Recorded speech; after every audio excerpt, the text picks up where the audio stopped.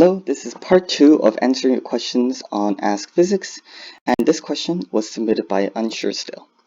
So the three forces that are involved on this crate, we have force A going due east, we have force B going 45 degrees north of east, and force C going 30 degrees north of west. I'm going to answer the question this line first. Is east of north the same as north of east? And the simple answer is no, it is not. When we say east of north, what we're saying is here's east, here's north. When we're saying east of north, that means we start north and we move towards the east direction. So if we say, for example, 10 degrees east of north, what that means is we start north, right? This is the main direction. It's going to be close to north, and we move towards the east direction by 10 degrees. So here, this angle would be 10 degrees. On the other side, if we say 10 degrees north of east, what we're saying is we start east and we go towards the north direction, in this case counterclockwise, to 10 degrees. I hope this clears it up. It will be the same thing for northwest, southwest, southeast, and so on. So let's look at this question itself. A typical pitfall where the question would that will make the question very difficult to do is to try to add the vectors up in some way like this, and then trying to use trigonometry or sine law, cosine law to drawing a quadrilateral and using Euclidean geometry to find a solution. This clearly is not a very efficient way, and it's probably not a good way to attempt this. Instead, we're going to separate these vectors into components. We're going to have, this will depend on whether the teacher wants bearings or Cartesian coordinates, but I'll stick with Cartesian for now, the y and the x. So each force has a certain y component and a certain x component. And we're going to separate each of these forces into y and x components. So let's, so I'm not sure E there, it's A. So look at A. The x component is plus 4 because all the forces going towards the x direction, and the y component is 0. If we look at force B, this is a little bit trickier. We have 45 degrees, right? So we have a triangle like this,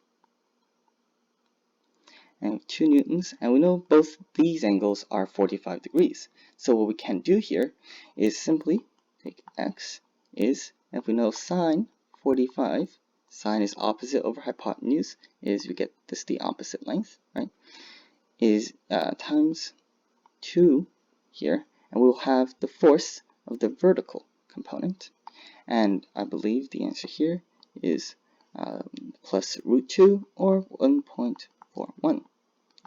Similarly for y, instead of sine 45, we're now looking for this length. So we can do cosine 45 times 2, which is the hypotenuse here. And we get, this is the x component that we're looking for. Oh, sorry, earlier I made a small mistake. This is for the y component, and this is for the x. I wrote it in the wrong place. So this 1.41 goes here, positive 1.41, and this one goes here, 1.41. In this case, it doesn't matter because they're both the same value because they're 45 degrees. Finally, we can look at force C, and we have, again, the x and y components. This one's a little more interesting because it actually goes backwards. So we have the x component here, and it's actually going backwards, y here, and we know this is 30 degrees. So we can take sine of 30 degrees times, and the hypotenuse is 3, and sine of 30 is simply 1 over 2, so we get 3 over 2 equals 1.5. So the y component here is positive 1.5. And the x component here, it's negative, so what we can do here is, if we start in the Cartesian and we take the 150 degree angle, we can get a negative. In this case, that's exactly what we're going to do. So if we start here, this is 0 degrees. Even though we mark 30 degrees here, this means this angle is 150 50 degrees. Cosine of 150 times 3 is negative root 3 over 2 times 3. And if we simply plug this into a calculator, we get negative 2.6, close to negative 2.6 anyway. Now the question is pretty much done. All we have to do is add up the x's. So if we add up the x totals, we've got 4 plus 1.41 minus 2.6. And we do the same thing for y. And the result from the x here is 2.81, and the result from the y is 2.91. We can add a positive sign there to show the direction. So now we know that the box feels a force of 2.81 in the x direction and 2.91 in the y direction. And we can now move on to finding the final magnitude and direction of the acceleration of the box.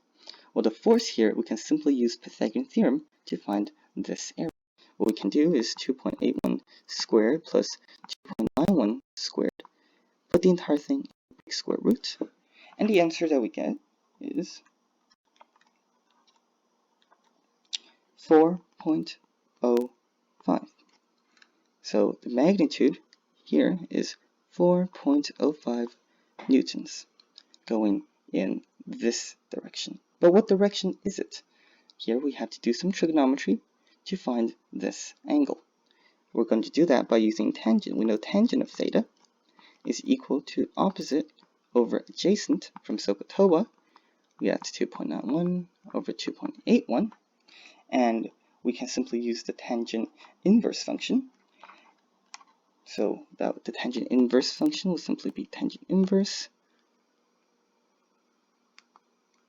of 2.91 over 2.81, and theta is equal to this.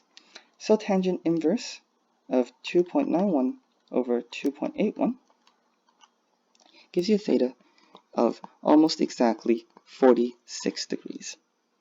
We're going to do 3 significant digits just for consistency. So now the force is defined by 4.05 newtons and 46 degrees from the x direction, or in this case, east.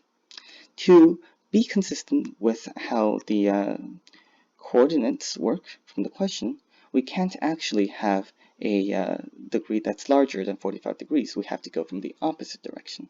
So instead of saying 46 degrees, so instead of saying 46 degrees north of east, we can say 44 degrees east of north, right? 46 degrees in this angle means if we draw here, going this way, it's 44 degrees, as they have to add up to 90. So now we have the direction and the magnitude of the force. To find the final acceleration, we can simply use Newton's second law formula, where we have the force is 4.05 equal to 5 times the acceleration. This is the mass of the box, the 5. So plugging this into a calculator again, we get the acceleration is equal to 0.81 meters per second squared, or you can write units this way if you so choose. The direction, of course, does not change going from force to acceleration, because where the force is applied is where the box is, well, the direction that the force is applied is where the box is going to accelerate. So we have the final acceleration of the box as 0.81 meters per second squared, going 44 degrees east of north. There's your answer.